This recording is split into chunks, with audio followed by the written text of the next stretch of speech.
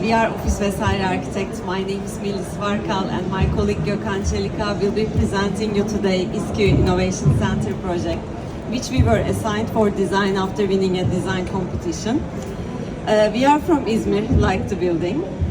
Izmir is a city in Turkey, located at the very west of the country, facing Greece. So, surrounded by the sea and facing west, it has very beautiful sunsets, and people live, work, socialize by the sea. So the sea is a very important asset for the city and its people, and the project area is located along this waterfront. So neighboring many public areas and close to social and historical centers, it's also on a quite densely used pedestrian axis. So although the city has been planned around the Aegean Sea, the building stock around the bay has created a huge wall effect in time, which destroyed the city's relationship with the sea, both in physical and visual terms. And here you can see in the middle the former version of the building, which was originally designed as a civic institution, Izmir Chamber of Commerce building, the middle photo.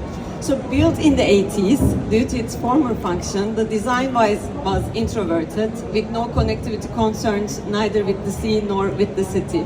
So these beautiful sunsets can be challenging in summertime, so you see these horizontal sunshade elements used at that time to prevent sun, but at the same time limiting the relationship with the sea.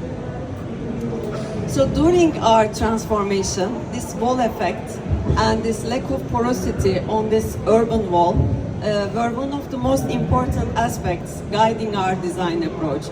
So we were also very aware that not only on the ground pedestrian level, but also on the upper levels, we should propose new program elements to make this building more accessible and more public. So eventually, we decided to open the building to the city, and while doing this, we focused on three main actors.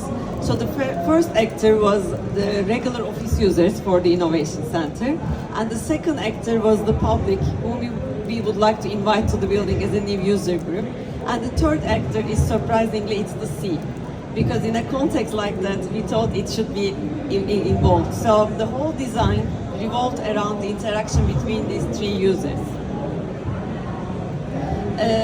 By removing the former facade, the building started to communicate with the waterfront in a more transparent manner.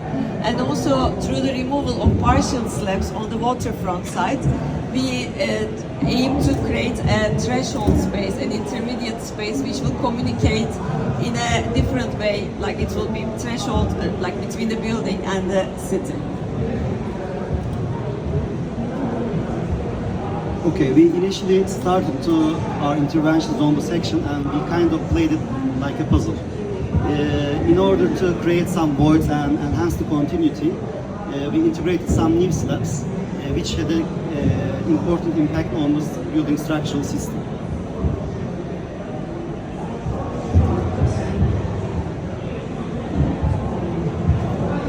I cannot pass the slide by. Eventually, we created a building which offers. There's a big technical problem. Anyway, eventually we created a building which offers kind of continuous flow of publicity, starting from the Sunset Amphi on the waterfront level, and climbs up to the common areas that we call microhabitats, and ends up with the multi-purpose hall at the roof level. Basically, we say these common areas as togetherness tools because we really give importance to innovation, and innovation requires interaction.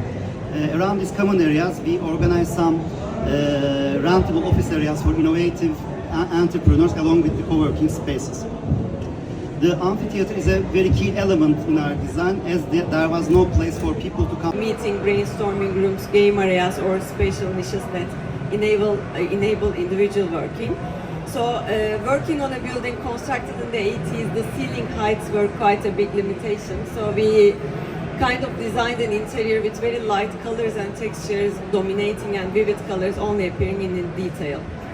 So the good part about this level, it extends towards an open terrace, what we call sea terraces. They offer an interesting atmosphere for socializing between work. We have a boundary between the outer space and the terraces. It also reduces overheating because we are facing the west. And also the void that is obtained between the secondary surface and the glazed facade helps also the building stay cool during summertime. So while this mesh provides a level of transparency, it allows users to see outside very clearly but still reduces the impact of sunlight. But when the secondary facade is retracted, like in the photo on the left, the connection with the outdoors becomes even more immersive. Lastly, we will talk about the multi-purpose hall at the very top of the building.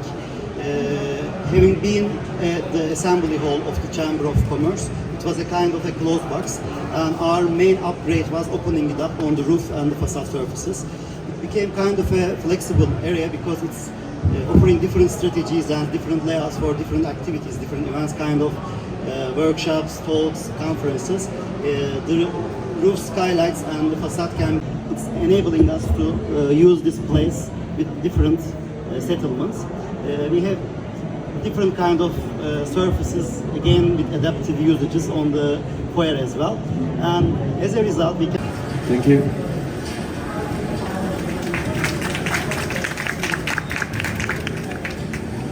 To my knowledge, I relate kinetic facade to movement which creates energy. And then is that the case, or because I think you were talking only about some protection? Is that a kinetic? Yeah, actually, it's an automated facade, and then it has this connection with the wind and the sun. So sensors with the sensors, but it is not happen like it's not opening directly with. It's not a passive system. Okay. Yeah, it's an active system.